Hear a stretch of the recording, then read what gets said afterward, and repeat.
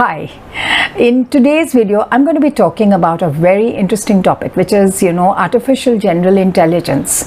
And Openai, which as we know is a leader in the area of AI, has recently come up with 5 different levels on the road to artificial intelligence.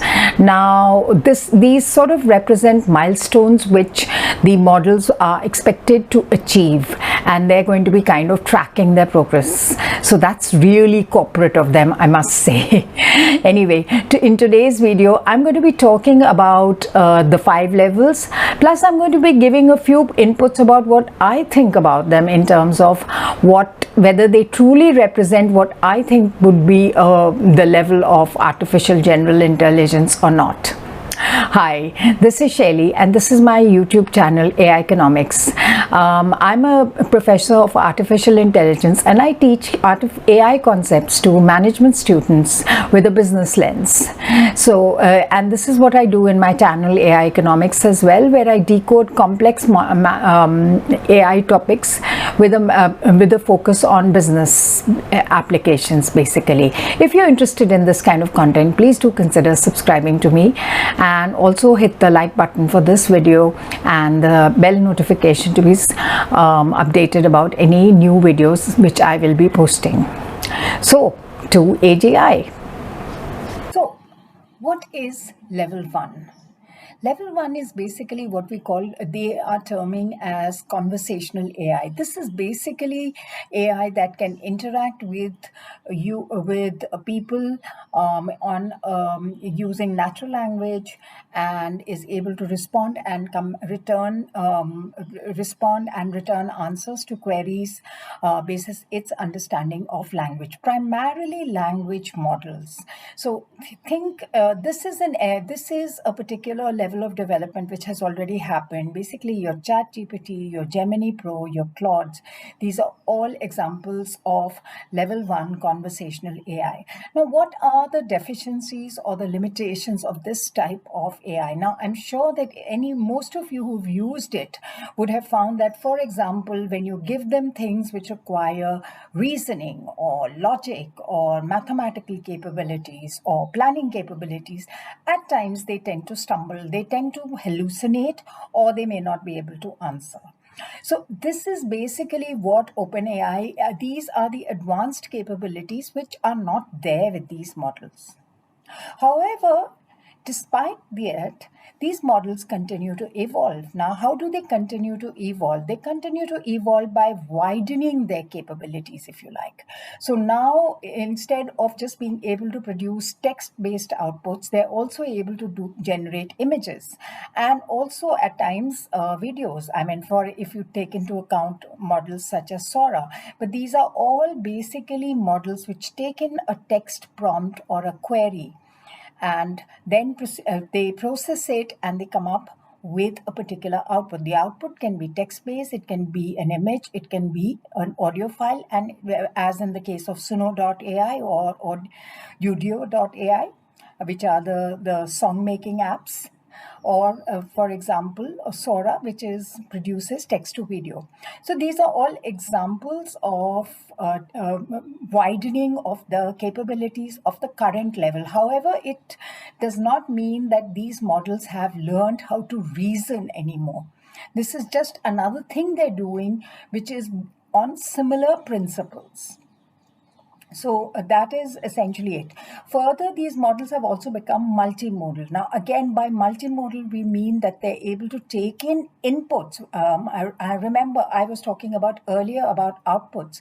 Now I'm talking about inputs. They're able to take in inputs, and they are able to then, extract the meaning from them, from the content. So, for example, an image or an audio file or even a video file, and then provide you with your generated output.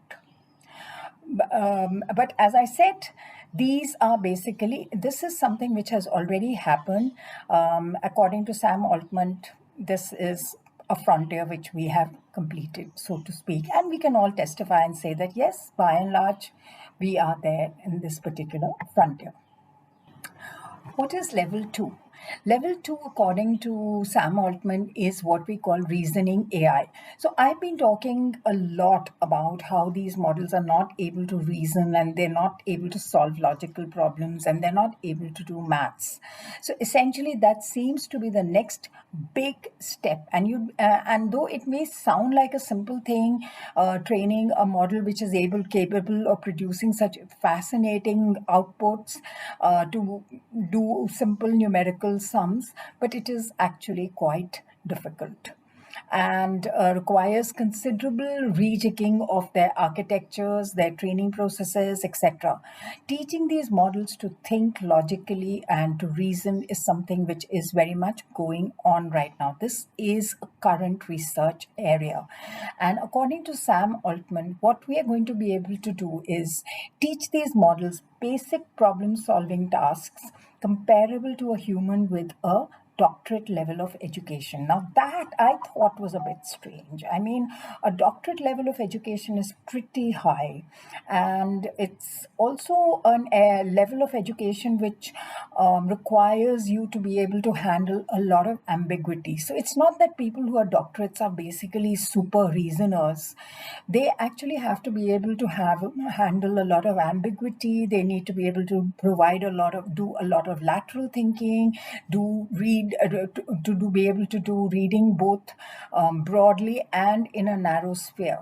So I'm not too sure, and I'm not sure I agree with the level at which they're defining. But reasoners, yes, we can all agree, being able to reason, being able to solve problems, being able to solve maths problems, physics problems, etc., in a logical and consistent way, and not just something that you have memorized from your training data, is an important milestone. Now, according to Sam Altman, OpenAI at least claims to be quite close to solving level two, and so that's again quite an important step, because that will definitely widen the capabilities of these models.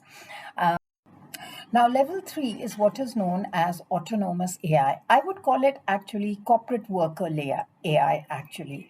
At level three, AI systems known as agents would be able to operate autonomously on a user's behalf for several days. Imagine having one of those around your business while you take a vacation. Right now, automations work, but they still require people to monitor them. They still require a certain amount of maintenance. Here, what is going to happen is that if the automation for some reason breaks down, then it is able to self repair itself and continue. So essentially, what we're talking about is having an AI agent which is able to take on tasks independently and to continue them on a longer term basis than just at a task level. Currently, it's at a task level. So, for example, we can ask an AI to create an email campaign. But an autonomous agent would be able to identify what is the email campaign to be created, what should be the headline, and which would make most sense. It would then be able to select that headline and actually go ahead. So these are the kind of things that the autonomous email AI would be able to do. Again, I feel for level three, OpenAI seems to be setting the bar rather low. We already have an agent in level two, which is able to think and reason and basically out reason human beings, if you like, and an agent which can solve all the maths problems and all the physics problems that exist so far independently without having been trained on them. So that's a great AI. And then what do? We use it for deploy it for basically running a couple of automations. So I'm not sure about this one. However, this is the fourth level is called innovating AI. These are termed innovation. These AI systems can develop innovations independently, and that is the exciting level. This is where, imagine if all your technological improvements can start getting generated by artificial intelligence, which builds on top of itself and comes, develops this sort of cycle, literally a golden circle of improvement. So it doesn't just so AI such as this would not just follow the rules and make predictions of the next word, but would also be capable of doing critical thinking on how to do a better job and achieve the goal in a more effective or efficient way. So this AI is not going to be prompt driven. This AI is not going to be driven by a boss telling me, hey, or a scientist going back and telling me and telling him, telling the AI that please give me an innovation for this. The AI is going to look critically at all the processes that it is performing, and then it is going to determine how to improve them and what is the kind of level of innovation that is required for that. So, I mean, this is likely to be a game changer because let's face it, how many people in your business are actually thinking about improving it? So, this AI is definitely going to be a huge leap forward for business and for productivity in general. The last level is called level 5 or organizational AI.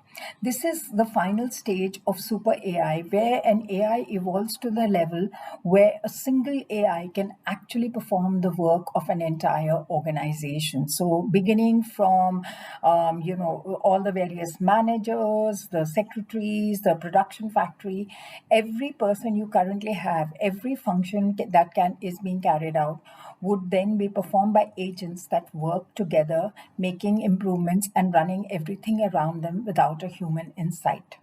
This, according to Sam Altman, is the level of organizational AI which we would be reaching within, say, the next 10 years.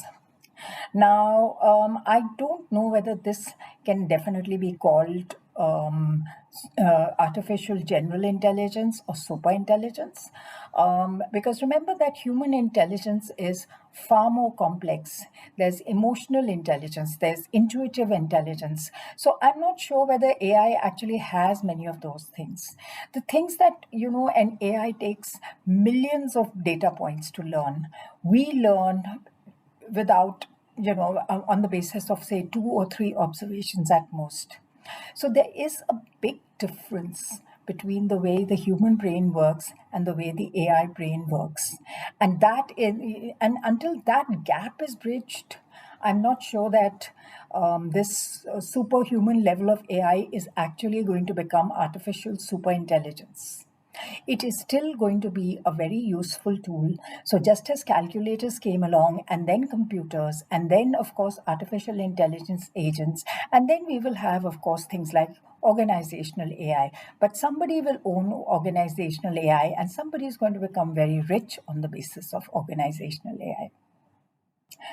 I hope you liked this video, and I would really be interested to know about your thoughts on in the comments about what you think is of these 5 levels of AI and whether they make any sense or not. If you're interested in this kind of content, then please do subscribe to my channel and hit the like button for this particular video and also the notification icon. I will, of course, continue to produce more videos, so look forward to seeing you next.